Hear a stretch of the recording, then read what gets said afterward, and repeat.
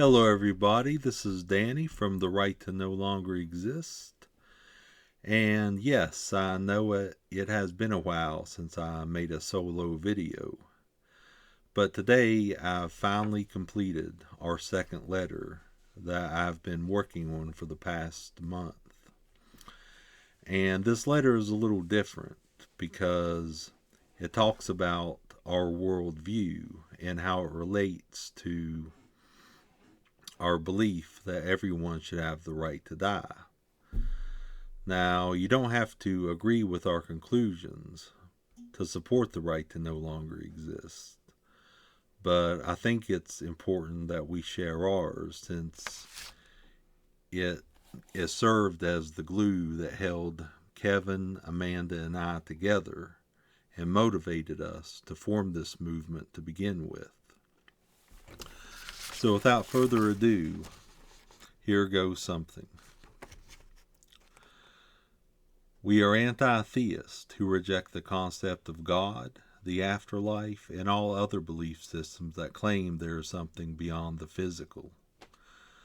We view religion as poison which adds more dysfunction to an already chaotic world. We strive for a civilization that values facts and reason, not faith. We are syntheocentric, meaning we value the welfare of all living things and take their suffering just as seriously as our own. Therefore, we are against practices such as forced breeding and factory farming. We've concluded that the only negative to emerge from chemical reactions in our universe is life.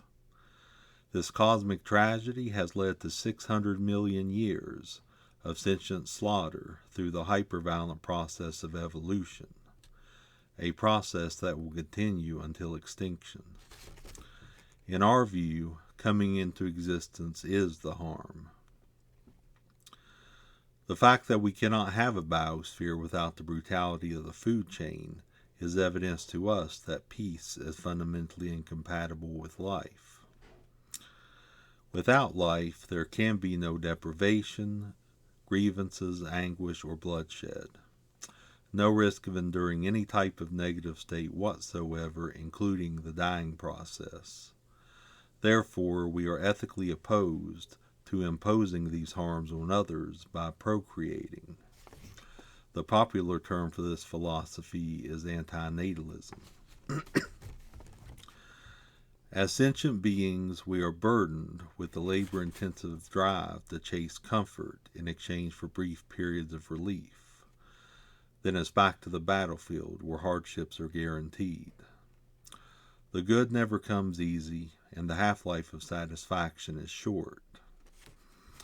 Furthermore, our nervous systems are wired with the capacity to experience suffering far more intensely and in longer duration than pleasure. To give an example, the best orgasms can never compensate for the worst car crashes. We are fragile creatures forced into a dangerous reality. A reality where everyone is doomed from birth to one day be painfully destroyed by the natural process. All the memories, knowledge, and relationships that we've acquired throughout our lives will be lost. To put it bluntly, we are screwed. With this understanding, we find the opposition to the unconditional right to die to be irrational. The closest thing to a loophole that anyone can have is the ability to exit gracefully when they see fit. It's your life, your body, therefore it should be your decision. Even optimists will agree that living is hard work. But if you are not allowed to quit, then what are you but a slave, a prisoner held captive by the will of others? If people are going to preach to us that taking the shortcut to the void is bad, they'd better have at least one sound argument to back up their claim. We live in a society that clings to this narrative that life is a gift that must be preserved and perpetuated. This is why anyone, regardless of age or situation, can create life without the obligation to meet any criteria. Yet these same freedoms do not apply to those who wish to create their own death. It's important that we stand up to these pro-life bullies who believe they have the right to own our bodies and silence our voices. We are not afraid of them. We will hold their feet to the fire.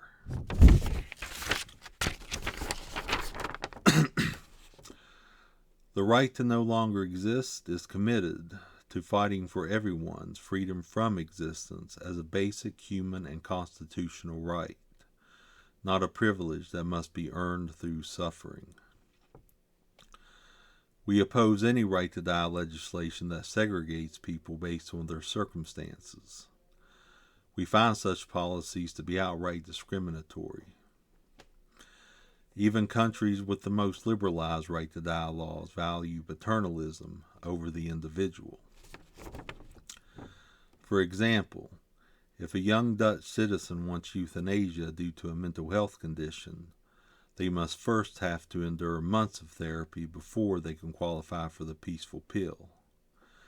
These victims are at the mercy of their own government's subjective definition of what intolerable suffering is. We can no longer accept better than nothing as good enough. We must unite as a global community and spark a social revolution to fight for what the right to die can and should be, not what it currently is. We recognize that our position is radical compared to other right to die philosophies.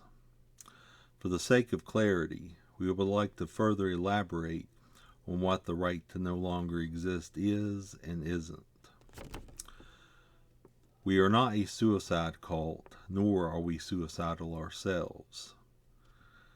We do not engage in activities that would put our legal status in jeopardy. We are nonviolent advocates for the right to die without the red tape. We want to prevent as many gruesome suicides as possible. We can achieve this by decriminalizing the peaceful pill and making it readily available to the public. We respect everyone's right to continue existing if that's what they desire. If you happen to be a life-loving, rainbow-chasing journey junkie with the goal of living to be 100, then go for it. Last but not least, the right to no longer exist is a movement that will never give up. We are here to stay, so that someday everyone can have the right to leave. Thank you very much.